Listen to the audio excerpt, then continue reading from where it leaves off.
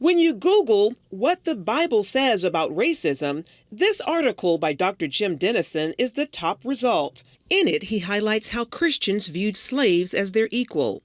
And not a single New Testament leader owned slaves, even though many had the resources to purchase them. In light of the George Floyd case, Dennison says he's not surprised by the uptick in race-related inquiries. This is much more a present tense issue than we were willing to admit it was. And I think we're looking for biblical guidance now. Guidance that Dennison, a former pastor, eagerly shares. Jesus died for every person we know. God made all of us in Genesis 1. According to Genesis 3, we're all descended from the same mother. We are, as Paul said in Galatians 3, there's neither Jew nor Greek, slave nor free, male nor female. More than 1 million people seeking answers on topics from abortion to gender identity tune into his podcast and daily newsletter, as well as the Dennison Forum, a digital ministry that tackles current events from a biblical perspective. Through his extensive research, Dennison pushes back against the narrative that systemic racism doesn't exist in America. First of all, that's wrong. Those that would say that that's the case are simply misstating the facts. They're not understanding the realities that are before us today.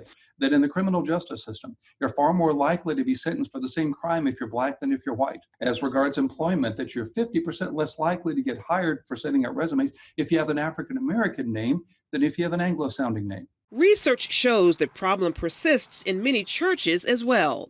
For example, only 32% of white pastors strongly agree that my church is involved with racial reconciliation at the local level.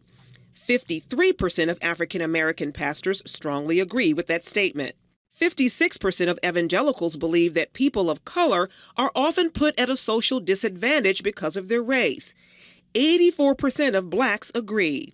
All reasons why Dennison calls on believers to pray and respond, as Peter did in Acts chapter 10, when he said, "God has shown me that I should not call anyone impure or unclean." You start by getting alone with God and saying, Lord, show me, just like Peter, where this is in my heart. Reveal this to me, Lord. Despite the nation's racial divide, Dennison is hopeful the church can lead the way.